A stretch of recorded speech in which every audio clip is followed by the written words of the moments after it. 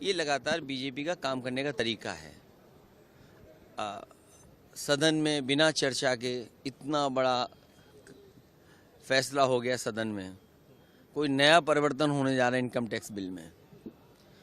नोटबंदी हम लोगों ने देखी, जीएसटी हम लोगों ने देखी, अमेरिका से टैरिफ लग रहा है हम देख रहे हैं, हमारा पूरा कारोबार व्यापार चीन पर निर्भर हो गया। तो हम कहाँ जा रहे हैं देश को लेकर के? कैसे अमृत काल में विकसित भारत बनेगा? ये बड़े सवाल हैं। सर, आज अखिलेश जी, आज फतेहपुर में अपोजिशन हो या ना हो, हम लोग बिल पास करेंगे क्योंकि बिल अब वैसे किरण रिजिजू जी अकेले ही फुटबॉल खेलते हैं, हम लोगों को भी बुलाना चाहिए था, हम लोग भी साथ खेलते हैं फुटबॉल।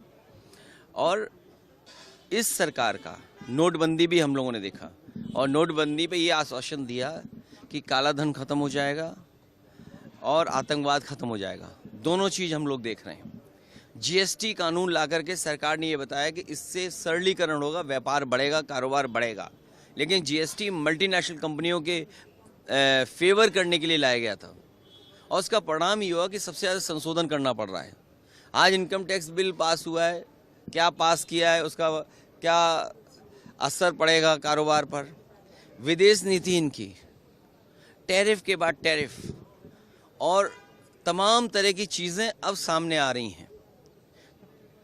चीन पर हमारा पूरा कारोबार निर्भर है, तो क्या संशोधन हम कर रहे हैं? क्या जीएसटी से संशोधन किया जिससे व्यापार बढ़ गया?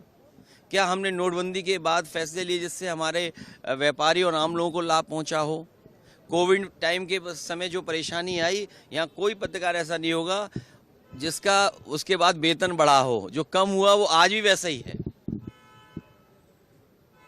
तो क्या लाभ मिला? और टैरिफ के बाद टैरिफ, और पूरा चीन पे निर्भर कर रहे हैं हम लोग कारोबार। सोचिए तो, मेक इंडिया क्या है, विकसित भारत क्या है, अमृतकाल क्या है, डिजिटल इंडिया क्या है? तो एक बार फिर सोचना पड़ेगा। और उनकी विचारधारा वाले लोग क्या कह रहे हैं कि सबसे महत्वपूर्ण चीज़ें हैं शिक्षा और स्वास्थ्य। उत्तर प्रदेश चले जाइए, शिक्षा के लिए जो स्कूल खुले थे वो पाठशालाएं बंद हो रही हैं। इस देश में न जाने कितने लोगों ने राज किया होगा, किसी के राज में पढ़ाई पर इस तरह के केस दर्ज नहीं हुए होंगे। अंग्रेज़ों ने भी शायद मुकदमे नहीं लिखाए होंगे पढ़ाई को लेकर के।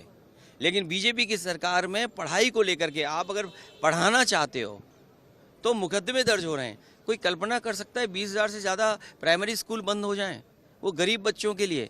तो अगर गरीब बच्चे नहीं पढ़ेंगे तो हम कितने भी इनकम टैक्स के बिल ले आओ, इससे कौन सी खुशहाली आने वाली है?